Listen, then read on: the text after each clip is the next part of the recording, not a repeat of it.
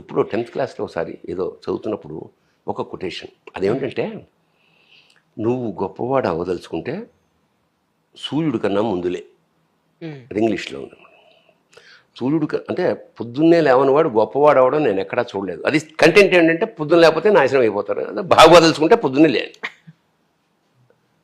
అప్పుడు ఆలోచించాను, ఇదేంట్రా ఇది మనం ఎప్పుడు 8:30, 9 లాస్ట్ మూమెంట్ అంతా గబగబా ఇప్పుడు అలా కరెక్ట్ కాదు ఇది. అప్పటి నుంచి మా నాన్న 4:30కి ఇచ్చే మొదలు 5ంటికి లేచేవాడు. బ్రహ్మముహూర్తం లేచేవాడు మా నాన్న. లేచి సంస్కృత శ్లోకాలు అవి పద్యాలు ఏవో పాడుతుండేవాడు. ఫస్ట్ ఇబ్బంది అనిపించింది, అయినా ట్రై చేద్దాం ఒక కొన్నాళ్ళని. లేచాడు, బూడ్లంత టైం మిగిలిపోతాను.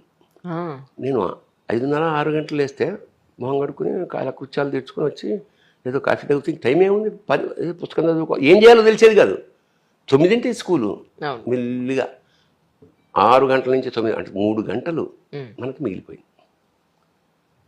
పెందరాళి లేవడం వల్ల ఎల్లిగా మనం నిద్ర ఎల్లిగా పడుతుంది కదా. అప్పుడు సెకండ్ షో సినిమాలు 1 గంటలు అవి లేవు కదా. అప్పుడు 11ంటికి పడుకునేవాళ్ళం, 9ంటికి పడుకుంటాం ప్రారంభించి. సో ఆరోగ్యము మొత్తం సర్కిల్, జీవితం మొత్తం అట్లా ఒక వాక్యమే అది. నేను ఇప్పటికీ అది పాటిస్తాను. నేను 5 గంటల తర్వాత ముందే, సూర్యుడికి ముందే లేస్తా. ఒకవేళ షూటింగ్ 4ంటికి వచ్చానుకో, మొహం కడుక్కుని లేచి కాఫీ తాగి సూర్యుడు వచ్చిన తర్వాత మళ్ళీ పడుకుంటాను తప్ప సూర్యుడికి ఎర్లీ మార్నింగ్ లేవడం అనేది ఒక వ్యసనం చేసుకో. నెగిటివ్గా వాడతారు వ్యసనం, ఒక అలవాటు, మంచి అలవాటు. నేనే యూత్ నెక్స్ట్ జనరేషన్కి ఇదే చెప్తా, ఏమీ చేయక్కర్లేదు, పొద్దున్న లేవండి, మీరే అయిపోతారు. ఏం కావాలో ఏమీ శ్రమే అక్కర్లా. పొద్దున్న లేచి ఊరికల్లా కూర్చోండి అంతే. ఎంతసేపు కూర్చోవాళ్ళగా తర్వాత ఏదో అనిపిస్తుంది, బొమ్మ వేయాలనిపిస్తుంది, మ్యూజిక్ నేర్చుకోవాలనిపిస్తుంది, టైం ఉంది కదా బోళ్ళంతా, చదవాలనిపిస్తుంది, తల్లికి వంట చేయాలనిపిస్తుంది, సాయం చేయాలనిపిస్తుంది. ఇవన్నీ మంచి పనులేగా.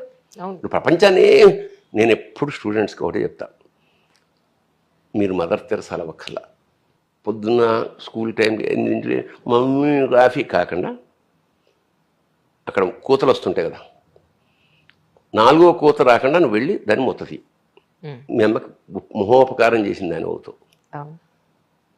అలాగే ఎప్పుడైనా మీ నాన్న ఆఫీస్కి వెళ్ళిపోతుంటే షూ కొంచెం పాలిష్ చేసి అలా పెట్టు.